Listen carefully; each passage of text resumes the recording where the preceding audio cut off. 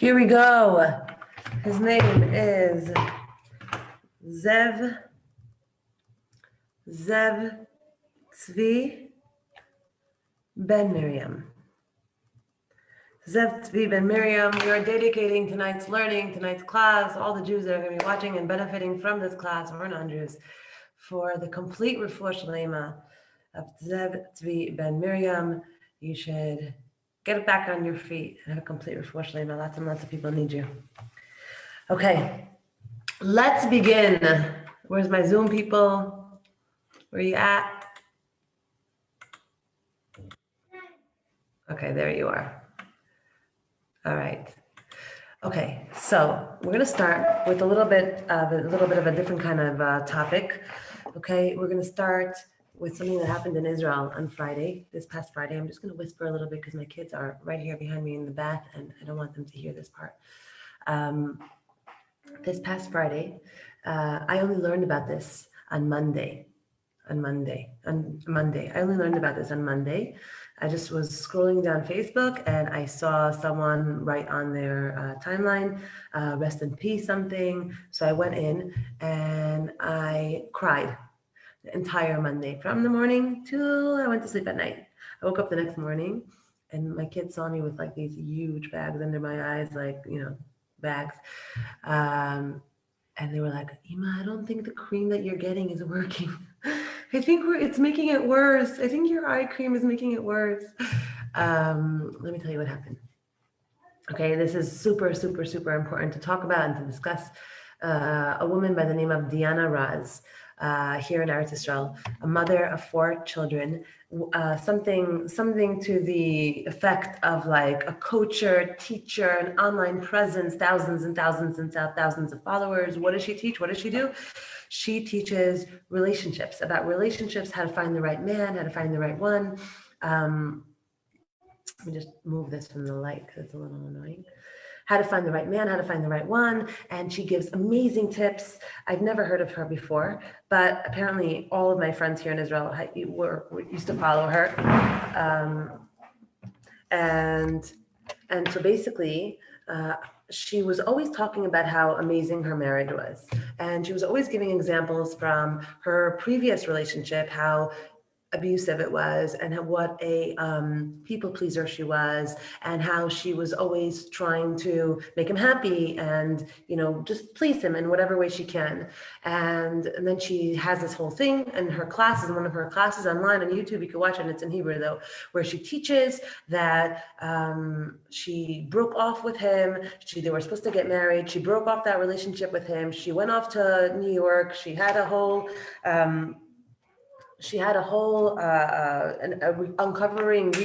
discovering of herself, and she came back to Israel and she met her current husband, and they got married, and they had 4 kids, and now she's this big relationship coach here in Eretz Yisrael, and all her neighbors, all her friends, all her family members, everyone was on the same page. There was no she wasn't portraying one thing online in order to keep her business, going, and her business was a big business that was going. She wasn't trying to, put up a show on one side and on the other hand, cry to her family, cry to her friends. No, she didn't. Everybody was under the same impression that everything was good. And everything was good. That's the thing. Everything was really good until Friday. On Friday, she came home. This past Friday, she came home, and they're not talking to my kids because they know I was telling you something they shouldn't be listening to. So on Friday, she came home and they got into an argument, an argument that was not a big deal, wasn't a big argument. And her husband, who is amazing, who she only has the best things to say, stabbed her, then shot her in the leg, and then shot her in the head and killed her. 35-year-old mom of 4 kids. And what happened? I'll tell you, people die all the time. People nowadays, I'm connecting more. Right before Corona hit in February, I was in Auschwitz, and it was my second time going there with a group. And when the tour guides would tell us, there were just bodies all over the floor. There were bodies all over the ground. Where you're standing, there was tons of bodies. Like, there was just bodies everywhere, and everybody just stepped over them. Like, the Jews that were left alive, they just stepped over those bodies and continued working and continued, their day to day. And I always thought to myself, how is that possible? How did they not, I don't know, anything, like respond, get sick and nauseated, faint, like dead bodies everywhere, because human beings are creatures of habit. We are creatures of habit. My feed is full of rest in pieces and refuah shleimas, and very, very, very, very sick in the hospital. And please daven, and please take a mitzvah. Please contribute to this family that's mourning their mother, their father. That these children need to have caretakers. Messages that I'm getting on my WhatsApp. Children for adoption. Father died, mother died. It's all happening, okay? Children up for adoption. We have a 1.5-year-old, we have a 3-year-old, we have a 7-year-old. We're living in a time where a year ago, to hear of more than 2 people or 3 people that were severely sick, that I know of, was not. I didn't know people that were severely sick, okay, in the way that I know today. My high school classmate, 36-year-old girl, mother of 3, passed away. My other high school, there are lots of people that I know. My neighbor here, mother of 8 kids, passed away.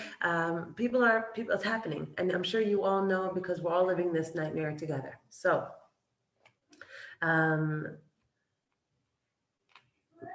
Rise, and the reason I want to talk about her right now is because I want to talk about domestic abuse. I want to talk about abuse in relationships, because you can be in an abusive relationship and him never laying a finger on you. You can be in an abusive relationship and him never, ever, ever hurting you physically. You can be in a very, very abusive relationship, just like she was.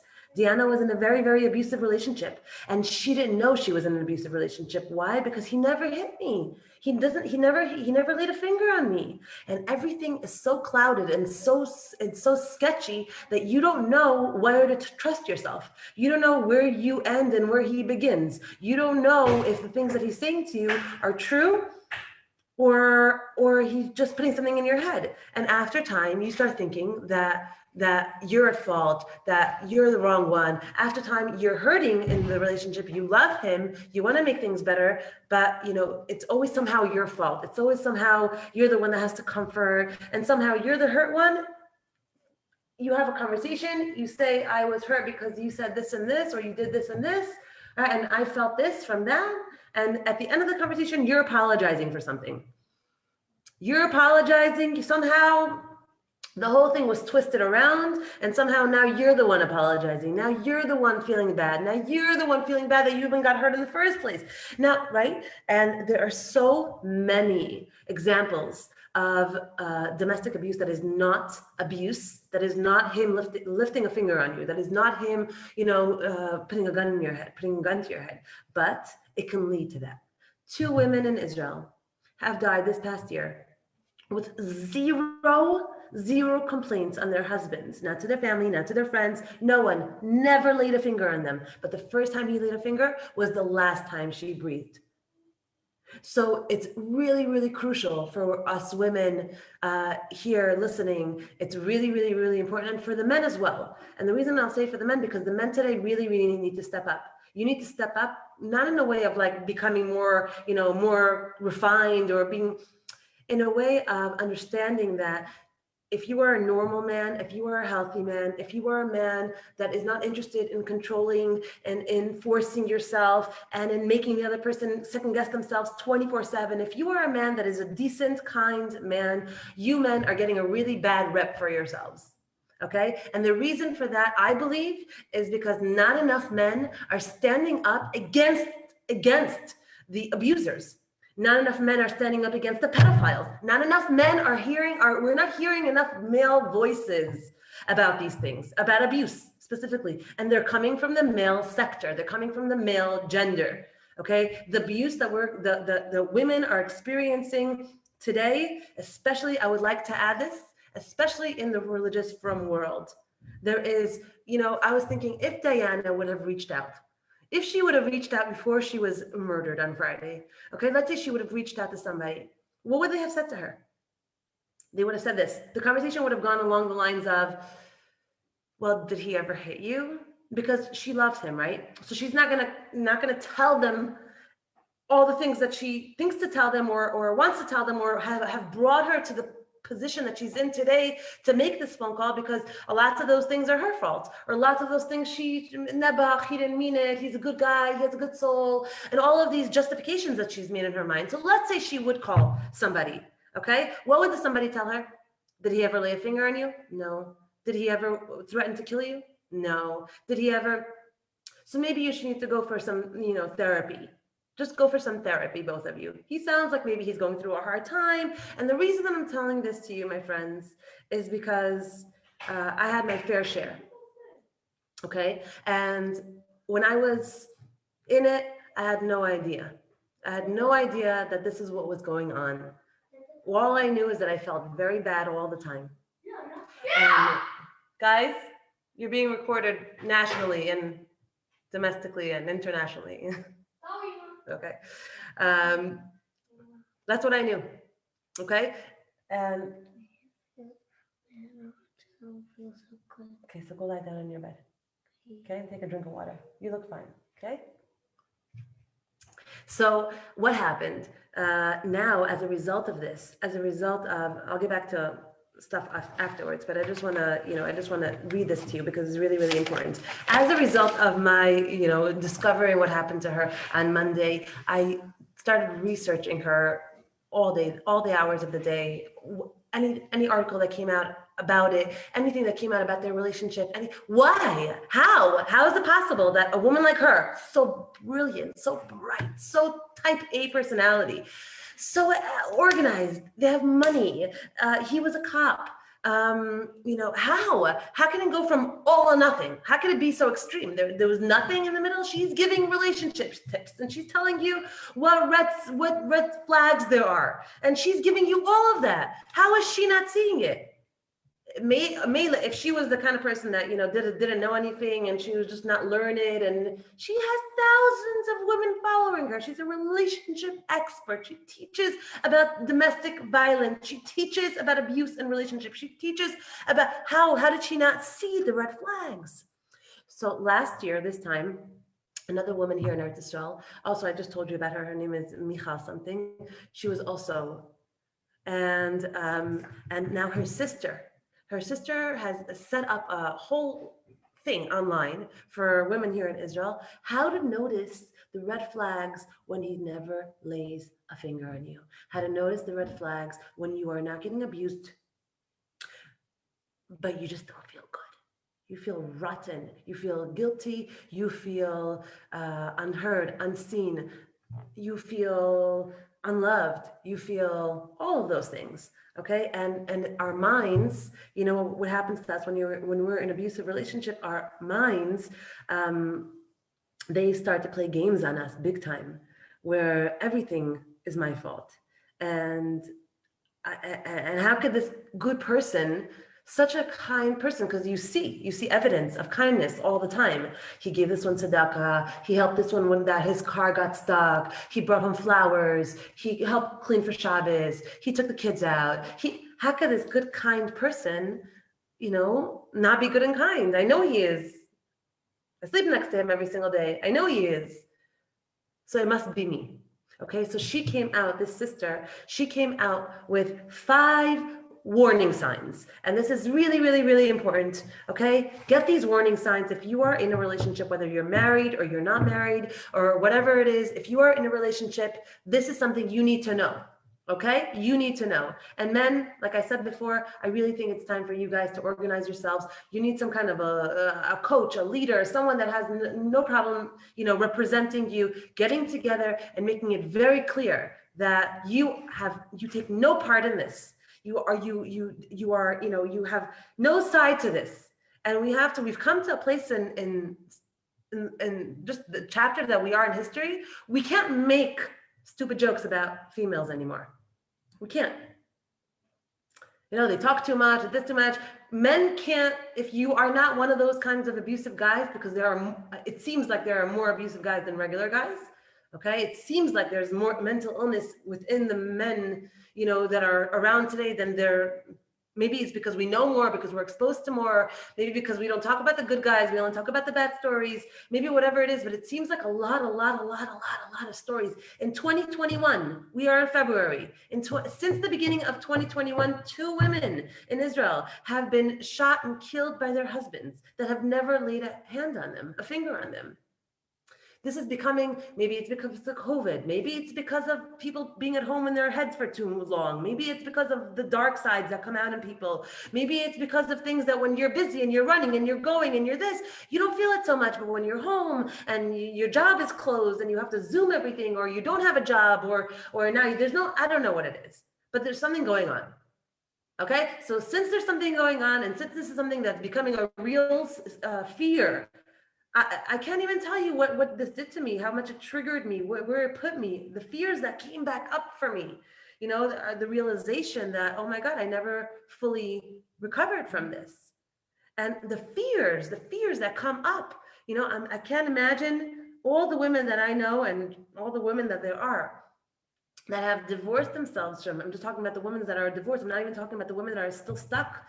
Talking about the women that are divorced, those women are still, you think that just because we get our get, then we move on? We get our get, and then we start licking our wounds. I'll never forget this, and I think I shared this here before, but I'll never forget the day when I got that message from that man on Facebook. And he got into my head. Not everyone gets into my head anymore. I'm very, very careful. He made me get into my head. He said to me, why should we take advice from a person like you?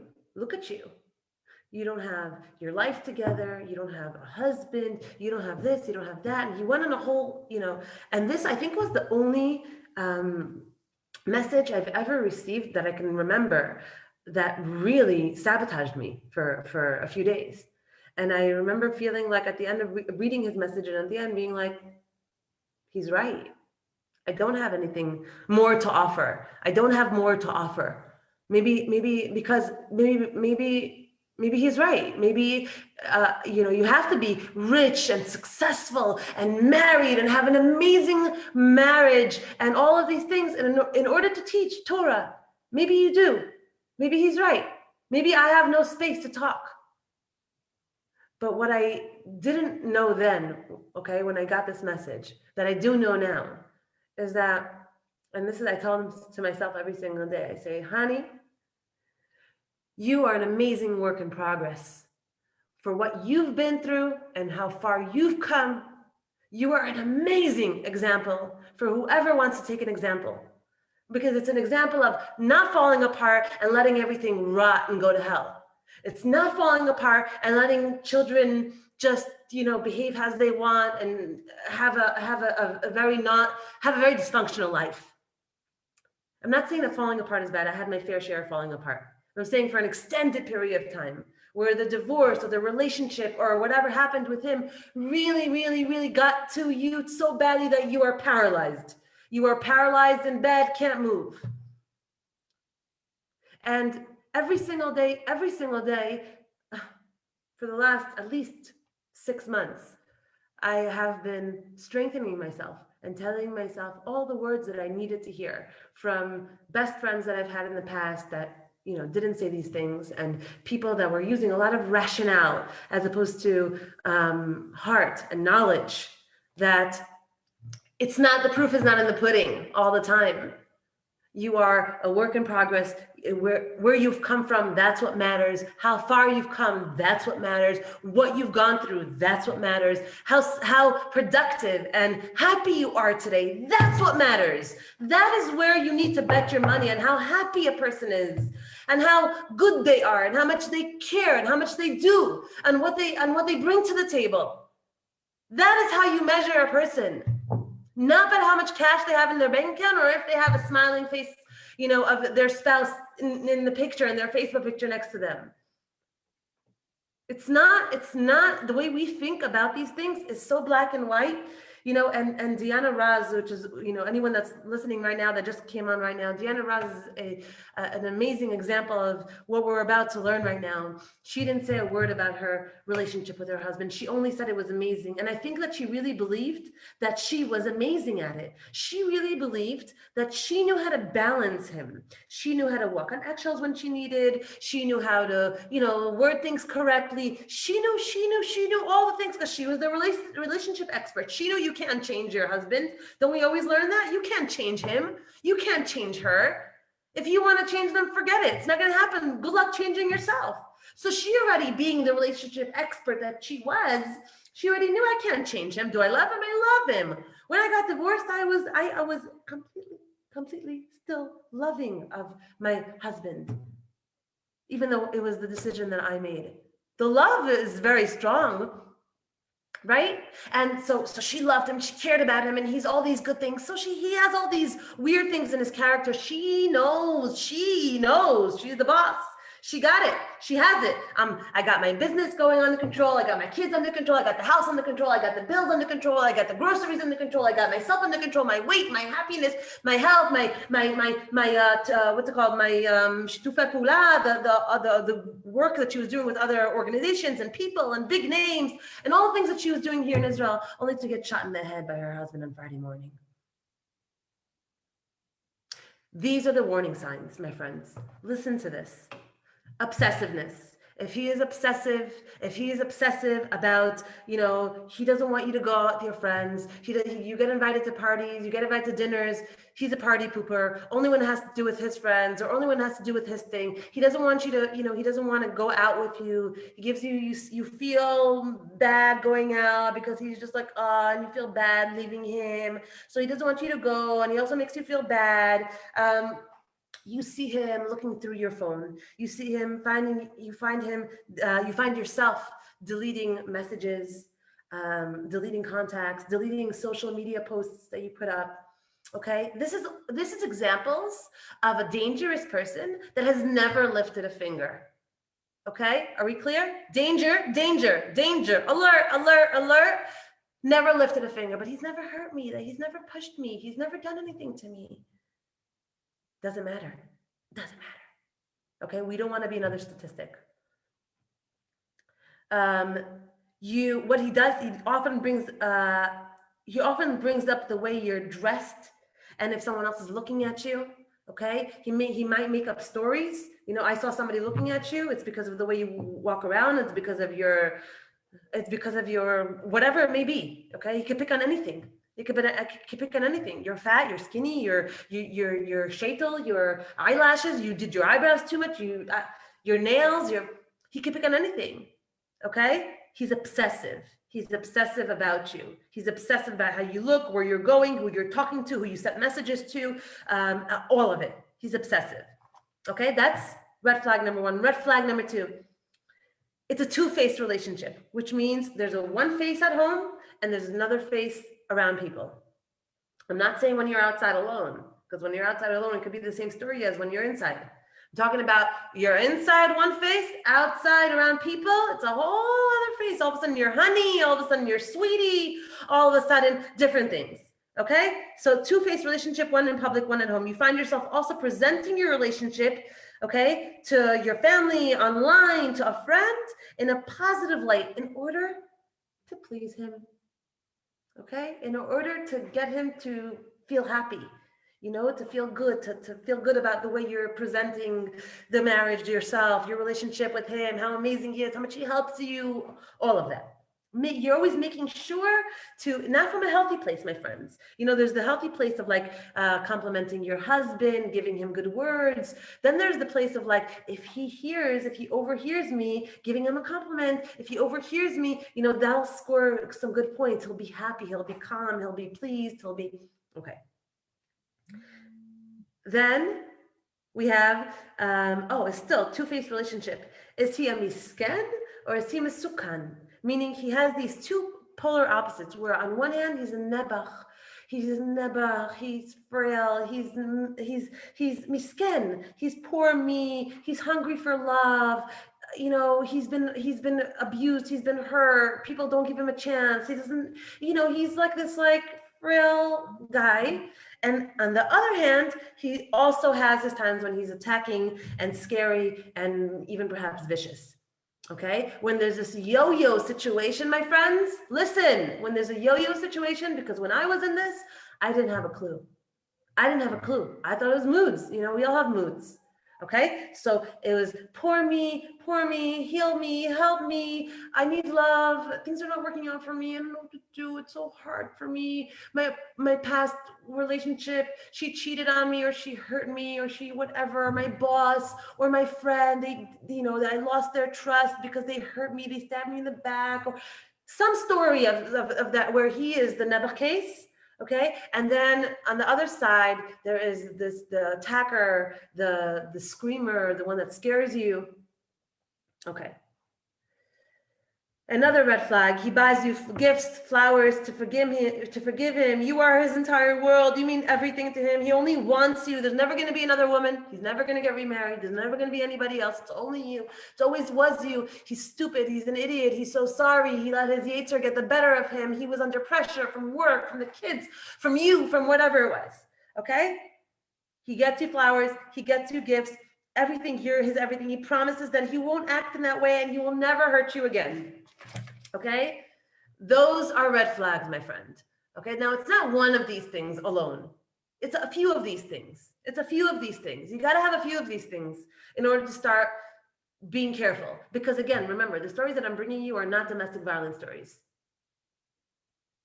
They're not domestic violence stories. They're stories where it went from 0 to 100 in 1 minute, where the red flags were there, where the potential for mental illness was there, the potential for different things was undercover. As long as you were walking on eggshells, and as long as you were sweet, and as long as you knew how to basically maneuver him, and as long as you knew how to deal with the relationship, then you're good. Things were good. But in these cases that we're talking about, the women were doing those things, and then in one day, in one moment, out of the blue, it seems like it was out of the blue, but it wasn't out of the blue. Out came out the gun. The third one is gaslighting. Okay, there are 5. The third one is gaslighting. You're always at fault. No matter what. It's always your fault. Nothing you do feels good enough. He makes you second guess your thoughts. He makes you second guess the things that you remember. But I remember you saying this and this and this. What are you talking about? I never said that. What? You make things up in your head. You're always making things up in your head. Hey, babe. Yeah. You can't talk to me right now. I'm teaching a class.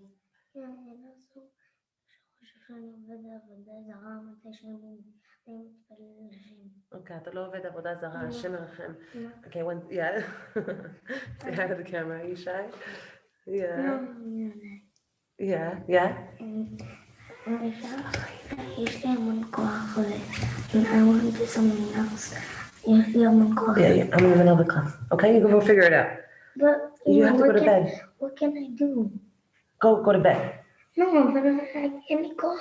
Okay, and then the next one is so he makes you second guess your thoughts, he makes you second guess all the things that you remember. But I remember it being this way. What are you talking about? It was never that way. I never said that. He never did that. We never went there. That never happened. Gaslighting. Okay, it's always your fault. Nothing you do is ever enough for him. You never feel like he's like, wow, that's amazing. Thank you so much. That was incredible. He totally, it's always something. Okay. If you work, it's not okay. If you're home, it's not okay. If you take care of the kids, it's not enough. If you don't take care of the kids, it's not enough. It's never enough. Number 4, feel like you always need to walk on eggshells. His mood changes from good to bad without any reason, really. You don't know. You never really know what it's going to be. Okay, it could be great. All of a sudden, it's neglectful, gaslighting, bad mood, not talking, mean, cold shoulder, all of those things. Okay, so you don't know. You're always like kind of walking on eggshells. Does he freak out from small things? Are you scared he will react in a bad way if you offer to separate? Okay, if you decided that you want to separate, you want to leave, are you scared that the response is going to be a scary response? Are you nervous about his response? Meaning, do you feel like it's going to escalate? Okay. Does he freak out from small things? The milk falls on the floor, or I don't know, bread thing, something, not enough gas in the car, you're late to your doctor's appointment, something. Does he freak out easily? If he says he will kill himself if you leave, that's a major, major, major, major, not romantic red flag. Okay? That is not romantic. This is not Romeo and Juliet. This is not any of that garbage. We are talking real life. If the person that you are in a relationship with you're in a relationship with, and you say to him, okay, you say to him, I want out. I'm unhappy here. I want to separate. And his reaction to you is, I want to kill myself. Run. I'm not joking, because it's either you or him. And number 5 is, does he have a problem with addictions, hurting animals, destroying stuff or property? Does he have access to a weapon? These are very, very, very, very important red signs, red flags for us women.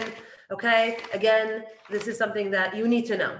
There is no excuse in 2021 for women not to know this. In light of everything that's going on, of all the women that are being killed during our times today, they're being killed by their husbands, and that is something that we need to look at. Again, since January 2021, which is a month and a half, not even a month and a half, 2 women in Israel were killed by their husbands. And the last one that I spoke about, Diana Roz, was completely, the whole country is in shock, because her sister was interviewed, her mother was interviewed, her father was interviewed, her in-laws were interviewed, her best friends were interviewed, her neighbors were interviewed. Everybody she knew was interviewed, not a sign, not anything. And you know what's interesting? Before I read anything about her, I went onto her Facebook page and I saw a seemingly stupid video of him and her and the kids from about a month ago, where he was raising money for ALS or something like that. And in her tone of voice, you can hear the walking on eggshells. You can hear her shushing her kids so Abba can do his thing quietly, even though he didn't need quiet for it, he was running back and forth. You can hear, let Abba talk. You can hear the walking on eggshells in her tone, in her breath, how her voice is more stretched out. It's more, you just hear it much more high pitched. You hear it, but not if you're not looking for it. Only if you're looking for it. If I were to watch this video before I knew those facts, then I would never have seen it. I would never have heard it. So we got to know about these things beforehand. Okay, my friends, we got to really know about these things beforehand. And stay away.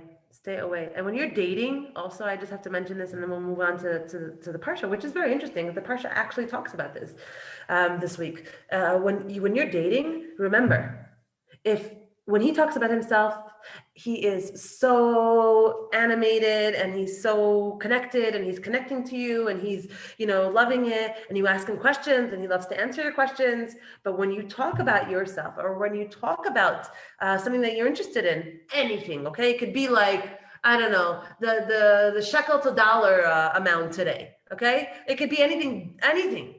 If he is not equally as interested, meaning giving you the time of day, looking at you, understanding what you're trying to say, there's a communication going on there, stay away. That is a warning sign. Just stay away. Okay, that's something that's really, really important to know. What can we do? That's why I'm saying men really, really need to take a step up. Men need to take a step up and say, hey, we're not all crazy, because there are too many warning signs already. Literally, too many signs that give women the feeling that they need to run. And it's not a joke. Men have to be like, if we're not listening to you on the first date, maybe it's because we're intimidated by the way you look, or different things. but you should note that, at some point in the day we will, and there can be a healthy communication at some point in the day where we really understand each other. I really am repeating back to you what you said, so I understand what you're trying to communicate with me, or something, okay? Because otherwise it's getting really out of hand. So what I want to talk about right now is this week's Parsha. Now, this week's Parsha is so brilliant because it gives us something very, very important as human beings, which is the laws. It's literally called the Parsha of the laws. And we go from all of the miracles and the miracles and the miracles and the supernatural and the supernatural and the supernatural. When we hit the peak, when our souls come out of our bodies and they reunite with, the collective soul, and then they come back when we got the Torah, and we're in this like mega spiritual ruchnius trip. We're on a trip. And then right when we get the Torah, all of a sudden, these are the laws, okay? We get the books of laws. Listen to the laws in this week's Parsha. Okay, I'm reading to you them all in English. Listen to how many, listen to the laws, listen to what we're talking about. Here, it starts with the laws pertaining to servants, marital obligations, murder, honoring parents, kidnapping, compensation for injuries, theft, responsibilities of borrowers, guardians, renters, seductions, sorcery, bestiality, idolatry, exploitation, loans, respect for authority, donations to be given to the tribe of Levi, truth in the administration of justice, interesting, behavior towards enemies, shmita, yearly cycles of holidays, mixing meat and milk together, conquering Eretz Yisrael, and the eradication of idolatry. We have all of these mitzvahs.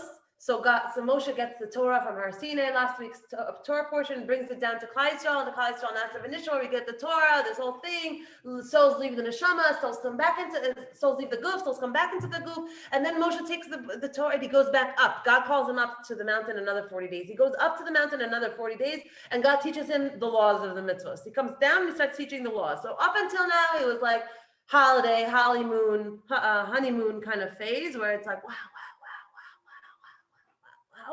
Okay, amazing. I'm gonna high. And then it goes to, all right, now let's begin with the nitty gritties.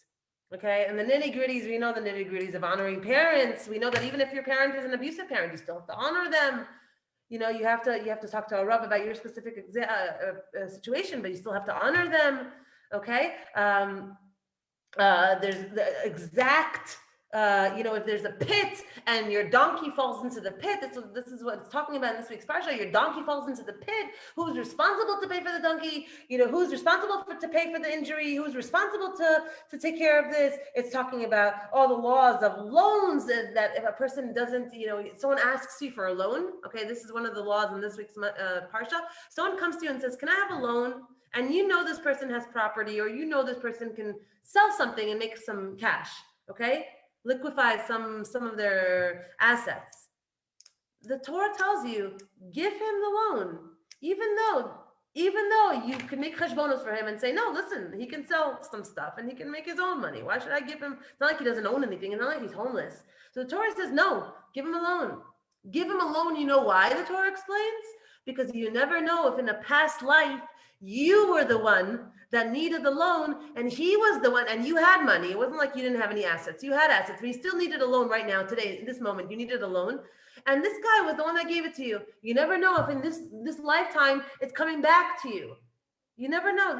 So all these things that the Torah tells us, all of a sudden, up until now, it was all like lights and cameras in action. Up until now, it was all beautiful and love, and God is so loving to us, and the man and Chris Yamsuf and all the stuff. Oh my God, so many firecrackers.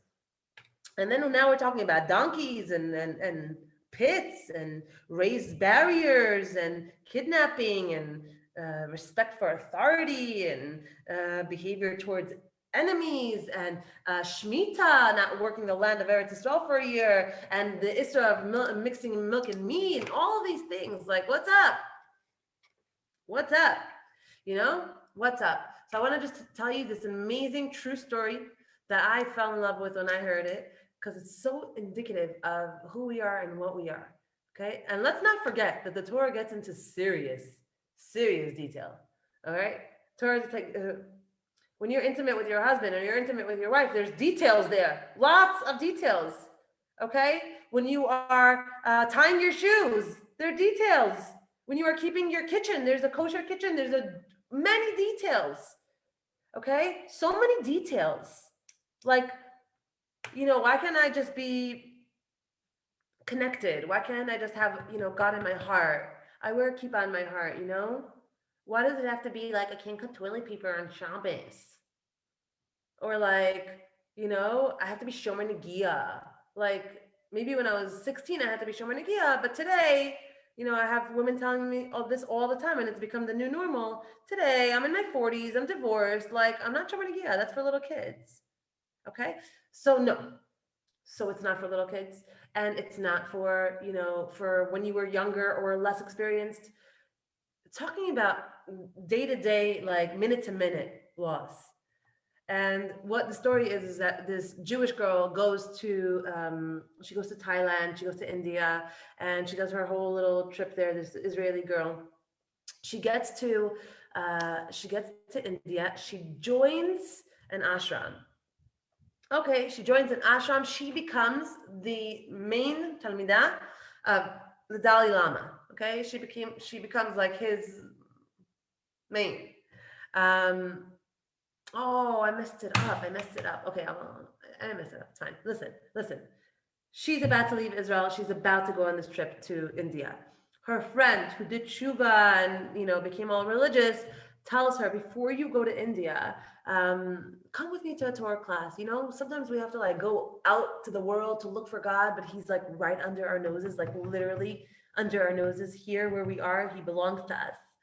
And she was like, no, I don't think so. It's not, Torah is not for me. It doesn't speak to me. Too many laws, too many nitty gritties. This, you have to cover your elbow like this, and you have to cover your elbow like this, and you have to say the bracha, and you have to say the end of bracha, and you have to cut the toilet paper, and you can't cut your nail, and you can't. Enough. All right, let me just live my life. I want spirituality, but I don't want all these obligations. So he convinces her. So she says, okay. She goes with him to a Torah class. Now, he loves this teacher normally, but for whatever reason, this teacher on this night was teaching about the laws of theft. Probably this Parsha. The laws of theft. He was teaching about the laws of theft. Yeah, it is this Parsha. The laws of theft and what happens if you find something that's not yours, how you have to deal with it, and you have to write a sign, and you have to give clues. You can't say exactly what you found, but you have to give clues as to what it looks like. It's brown, it's leather, it's gold, it's whatever, okay? You have to give clues, but you can't exactly describe it. That's the mitzvah of Hashavas Saveda. Those are the laws of Hashavas Saveda, where you have to return something that you found, and you're not allowed to be mali mayin. The Torah says you can't be like, oh shoot, I see a wallet on the floor. Let me just turn my head this way and just keep walking, because now I'm obligated. If you see it, it's yours. It's your responsibility. You are obligated now to be mefarsim, to publicize it with giving only clues, and then when the person calls you, there's a whole thing on how to return an object, a lost object. There's a whole thing on how to return a lost object. It's not so simple. It's not like finders keepers, losers reapers, like we used to say in public school. If I found it, it's mine. So she's sitting through this very boring, very long class with her Baal Tshuva friend who's like eating his hat. He's like, oh my God, I can't believe I brought her to this class of all classes. I thought he was going to be like, talking about like proving God's existence and all of these things, but no. Anyway, she said to him at the end of this class, she said to him, thank you, but you keep this Torah of yours. I'm out of here. I'm going to get some spirituality. I'm going to get some Buddha under my belt. I don't need any of this. I don't need any of this I don't know, this law, and a very intense, lawful way of living. She gets on a plane, she goes, she becomes very, very close to the Dalai Lama. And one day she's taking a walk with him. She's taking a walk with the Dalai Lama. And this is a true story. Okay? She's taking a walk with him years later. This is years later. And she learns from him, and every movement that he makes, and every gesture that he makes, everything. She's like taking notes. She's really, really the real thing. She wants truth. She is a truth seeker. All of a sudden, Guess what? There's a wallet on the floor in India while she's walking with the Dalai Lama. So he bends down and he picks it up, and she's like, taking notes, like, oh my God, what's he gonna do? How's he gonna return it? What's he gonna do? And he puts it in his pocket and he keeps walking. And she says to him, what are you gonna do with the wallet? How are you gonna return it? And he said, who said I'm gonna return it? And she said, what do you mean? You're not gonna return the wallet? And he said, whatever God sends you is for you to keep. Whatever God puts in your path is for you to observe and to keep. Something along those lines, something like that. And she was like, yeah, but like that has someone's passport in it, and like their name and their address and where they are and their phone number. Like, I don't know, like I feel like it's not nice to just hold on to it, And he went on his little spiel again of like, all of that stuff. And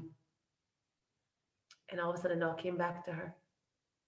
She went back to the ashram, she sat on her bed, and she couldn't stop thinking, oh my God, of all the classes in the world to listen to before I leave Israel, when I never ever heard a Torah class in my life, of all the classes is the Hilchos of Hashavas Aveda, of how to deal with someone's lost object, how to return it, what the signs are, when to return it, not to be mal in mind, all of the nitty-gritties of the Torah telling us how to return a stolen object.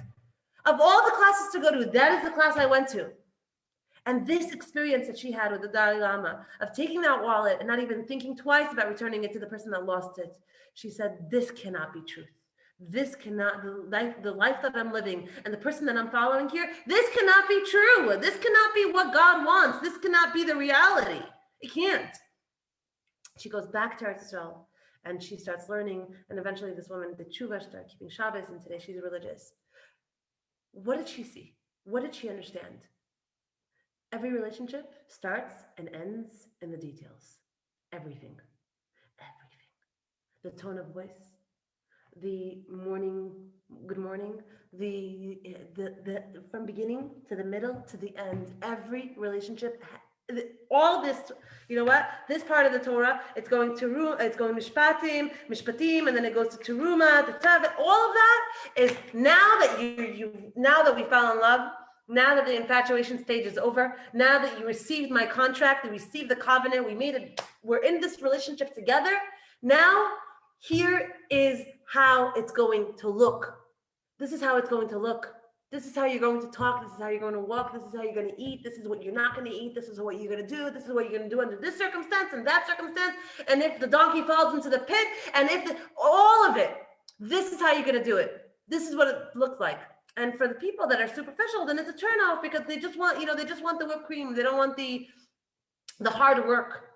But you being in a relationship, what makes your relationship so amazing? What makes your relationship good? What makes you close to your husband, to your wife? What makes you close to your kids? What makes you close to that best friend? What makes it the daily, the shifts, the small shifts, the being careful with your feelings, the being careful with the words that you say, the rephrasing the sentence, the details, how do they like their coffee? Do they like it hot? Do they like it medium? Do they like it with soy milk? Do they like it with almond milk? Do they like it with 1%, 3%, 1 sugar, 3 sugars, cinnamon, cocoa? What do they like? It's in the details. It's all in the details. Yes, your toilet paper on Shabbos, that's your love relationship with God. And that's what's going to make you understand Torah and be connected and have siyat d'shmaya and have bracha and have emunah. That's what's going to happen. That hangnail on Shabbos, yes. Your laces, when you tie them, right, left, right, all of that, yes. That is what makes your relationship with God. It's not when you go to the mountaintop and you meditate and you are all just one with the powers that may be. And you just, no. It's when you don't want to give tzedakah and you reach into your pocket and you give that 5 shekel, that $1, that $30, when you don't want to say Parak Tehillim because everyone's flooding your Facebook page with a million Tehillims that you have to say for a million people and another name and another name and another name and another name. For every one of those names, stop for 1 second, say the smallest Parak Tehillim that you know, the shortest one. I think it's like one of the last ones in Sefer Tehillim. There's like 2 sentences. Say the shortest one you know for that neshama. It's in the details. That's where it's all at. That's where it's always been at. That's how it happens. You want to be able to be a person that sees God in her life, sees God in his life, sees not just the bracha and the hatzlacha and the mazel and get your shidduch and get your parnasa and get the house you want to buy and the car you want to buy. Not in exchange for anything. You want to live a life where God is next to you, where he's beside you, where you feel him, where you sense him, when you know him. You want to live a life where you have to the shmaya, when you get the right eitzah, when you get clarity, when you don't have to make a bad decision that's going to cost you in 10, 20, 30 years, that's going to cost you your life. You want that? You got to know that, yeah, is this a meaty pot or a milk pot? Yeah. It's in the nuances. It's in the nuances. That's where it's always at. We have to understand that. Okay? If you want a God that's just going to be like a girlfriend, that's just going to be like an amazing, just like experience, and like, oh my God, I like literally feel my neshama, or like I'm so connected. But you have a really, really hard time controlling your impulses, or you don't even try to control your impulses in order to better the relationship, then you're also in your relationship with God for selfish reasons. It's all selfish. It's not real. You understand that? Spirituality is different than Torah observant. It's different. Now, we all have to, take steps in the direction of the details and how much we can do and when we can't do and when we can do and all of that. As long as you're in the game, it doesn't really matter. It doesn't really matter. As long as you're in the game and you understand that it's the details that make up my whole relationship. It's the DNA. My tying my shoes this way, literally, my friends, listen, you taking another 30 seconds or 10 seconds in the morning to tie your shoes the right way, or to kiss the mezuzah, or even though that's not a mitzvah, but or to greet another person with teeth, show them your teeth, or whatever the mitzvah is that you're doing in the morning, feeding your, whatever it is that you're doing, you have to know that it might even seem so dumb, like I'm 45 years old, I'm going to be shomer negia, like Devorah, retarded. And that's what we're learning from this week's Parsha. We are learning from this week's Parsha that all of those contributions that you make, that you don't understand, that are above and beyond your rational mind, where it doesn't make any sense, where it doesn't add up. But you do it because you know Torah's chaim, and Torah is emes, and Torah is godly, and God gave us the Torah, and he sees a bigger picture, a wider picture. He has a bird's eye view. He sees, he understands, he knows, he's above and beyond it all of the rationale that you have, and all the realizations that you have, and all the knowledge that you have. It's a drop in the sea compared to the big picture. So in the moment right now, it can seem ridiculous, so ridiculous to give tzedakah, so ridiculous to give meiser, so ridiculous to be shomer negia, so ridiculous to care about the shoelaces, so ridiculous of like washing my hands closer to my bed, not washing my hands, if washing my hands, all of these things. Who cares if I wash my hands before hamotzi? Who cares? All of these things. Don't you understand that it's not the one thing, the two things, the three things. It's the overall practice of all of these things that mold you into a godly person. They make you more godly than physical. They make you more godly, more connected. More connected doesn't necessarily mean I'm connected. More connected means that literally it's going into your DNA. Your genetics are changing. What you're going to give to your children, your unborn children and your born children, is what is rushing through your veins. And that is all of the deposits that you make into this relationship that you have. You can't be echad b'peh ve'echad b'leiv. We can't tell our kids, put on a yarmulke, put on those tzitzis, put on this, put on that. And meanwhile, we're not davening, we're not wearing yarmulke, we're not wearing tzitzis, we're not doing any of those things, we're not, whatever. But it's the right thing to do. You can't do that. You know why you can't do that? Because it's not going to stick. Not on them. What sticks is your self-sacrifice. You don't even have to say it. You don't even have to say, I am self-sacrificing right now because really I want to say Lashon Hara and I'm not. You don't even have to say it. It's in the air. It's in the air. It's going to get into them. It's going to absorb in there. It's going to absorb in there, I promise you. And you will also have a schus. They're going to have a schus avos from you. You can have a schus. I spoke to someone yesterday. He told me, like, he said to me, like, I have not been religious in ages. Like, he grew up in a very religious home. He's not been religious in ages. He's like, I don't know. I don't know what it is. I don't know what it is. My son, he's like a full-time learner. I don't understand. Like, I tell him, go get a job. Like, do something fun with your life. Go hang out with girls. Like, live a little. And he's always learning Torah. I don't know what it is. You know what it is? That's called tzchus. That's called someone, and I actually know who, I can't share it with you right now, but someone in this person's lineage did a lot of good, did a lot of self-sacrifice, gave up of himself, of what he thought was pathetic or what he thought was the right way. He gave up of it, mevatel his mind for the emes. And that is what happens when you make deposits, when we make deposits into something that is above us, is beyond us, because it's the emes. From there, our emunah grows. From there, our children's Yirah Shamayim grows. From there, they inherit the concept of having a relationship with God and bringing Him into your life for real, not stam, for real, really. That's how it happens. I just want to read to you one thing from our sefer here, from the Lubavitcher Rebbe.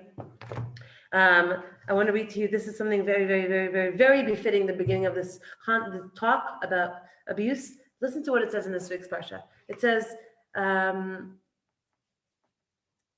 okay, if a person uncovers or digs a pit and an ox or donkey falls into it, the one responsible for the pit must pay for the damage. Okay, that's the halacha, Mishpatim. Okay, that's the law. Okay, and then he says something very, very interesting. It's very short, but listen to this brilliance. Oh, wow, I love this. The same law that applies to a pit, a sunken hazard, applies to a raised barrier or other obstacle. Okay, an obstacle, something that is either a pit in the ground or something that's bulging out in the ground that can be dangerous. Okay, a protruding hazard. Spiritually, a pit represents our ability to receive, and a protrusion represents our ability to give. Properly used, when we are able to receive and to give in a proper way, these abilities can be beneficial. Without proper, listen to these words, Lubavitcher Rebbe, without proper supervision, however, they may cause damage. Without properly taking account of who are you giving to, who are you receiving from, who are the people in your life, who are the personalities in your life, who do you feel great with, who makes you feel like your better self, who makes you feel like you are scum, who makes you feel like you are not good enough, who makes you feel like if you only tried a little harder, then maybe they'd like you. Who are you receiving from? Who are you giving from? Who are you giving to? And he says like this, without proper supervision, however, they may cause damage. If we give and receive haphazardly, not paying heed to what or how much we are giving or receiving, or to whom we are giving or from whom we are receiving, we will become a danger to society. But if we choose to accept only positive influences and spread only positivity throughout our surroundings, we will become a source of blessing to all that is around us. Meaning, the law that we learned here in this week's Parshat, the one law out of the many, many laws that I said before, okay, is be careful from these pits and be careful from these bulging, hazardous, protruding things that may be there. Because if somebody falls into the pit, then you have to pay for it or whatever it is. But the Lubavitcher Rebbe, he stops here and he says something very, very, very important. He says, you need to know who you're giving to and who you're receiving from. If you are receiving from someone that is dysfunctional, that is mentally unstable, if you are receiving or giving to somebody, which is usually a giving and receiving situation, okay, where you're usually giving more, but it feels like you're just more apologetic for your absolute just existence here. You're just apologetic for living, for being on this world, okay? I just had a thought which was scary, but the point is that if you are in this position, you have to be very careful. That's what he's saying here. Who and what. And if it's making you feel negative or negativity, if it's poisonous, if it's toxic, you got to know that you have to run away or let it go. Because he says here, you might turn into a danger in society.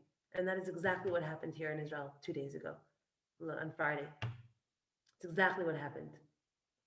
She was putting a lot of her koach, a lot of her love, and a lot of her attention, and a lot of her efforts into something that was rotten and sick and sick.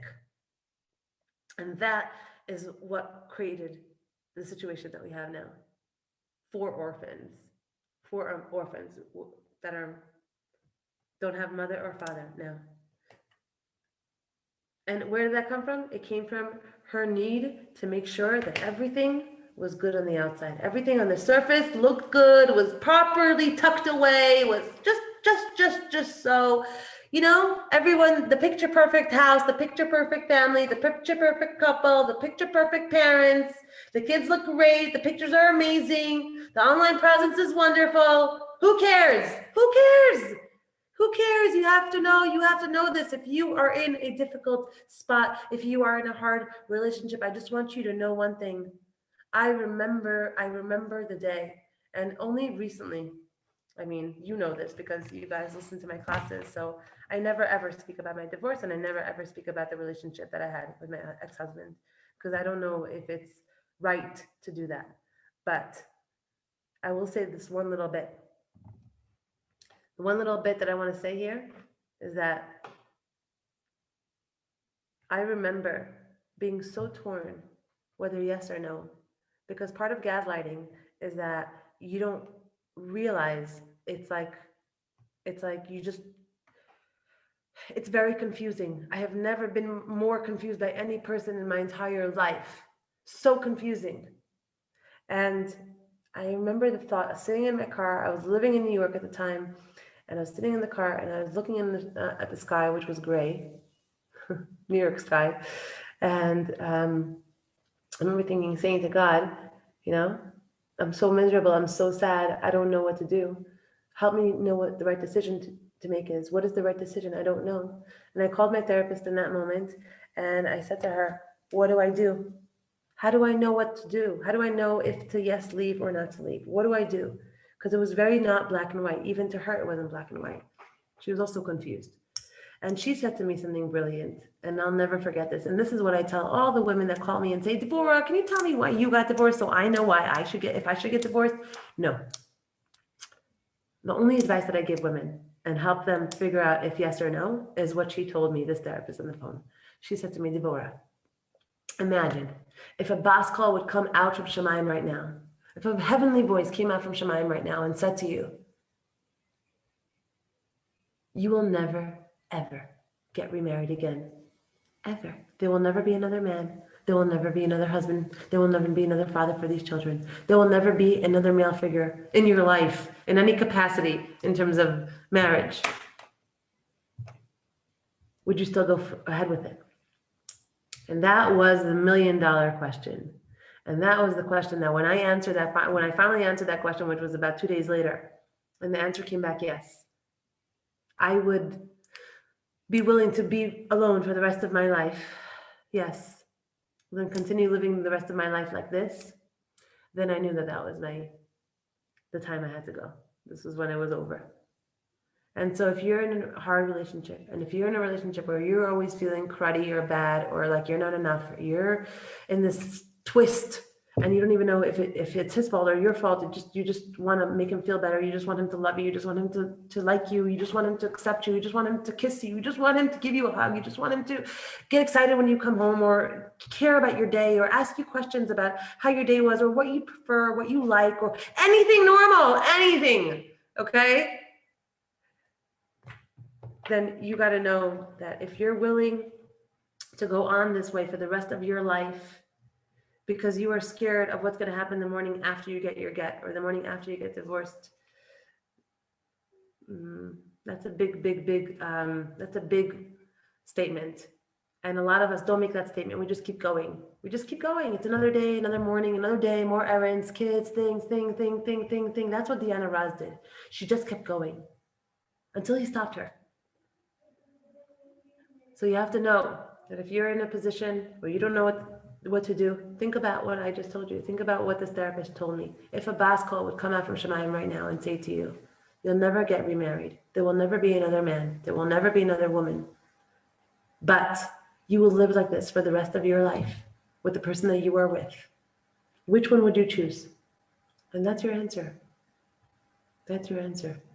And if any of those things, any of the red flags that I mentioned before, you are experiencing in your relationship, you have to reach out. You have to reach out to an abuse counselor. You have to reach out to a hotline. You have to reach out to somebody. You have to reach out to somebody, but not someone that's going to poo-poo it away. Not someone that's going to say, "Oh, he never laid a hand on you. What do you want?" He never laid a hand on you. He supports you. He never cheated on you. He's pretty good. Don't listen to those people. Okay? Don't listen to those people. Very, very important for me to mention that. And yeah, careful who you give to and careful who you receive from. Make sure that you are giving and receiving positivity. And if it's negativity and it's constant negativity, if it's from a friend or a spouse or a guy or a girl, whoever it is, if it's constantly negative and you're always trying to make them feel better and you're always trying to fill them up and you're always trying to love them and you're always trying to compensate and you're always trying to walk on eggshells and not make too much noise or not talk too loud or not cut on the cutting board too loud or not all the things that can happen, okay? Then remember that it's you can have a much better life, but you have to reach out. You have to reach out. All right, I'm going to stop here. Thank you for joining. Thank you for listening. Thank you for commenting. Thank you for all the love. We'll talk next week. Please share. Bye.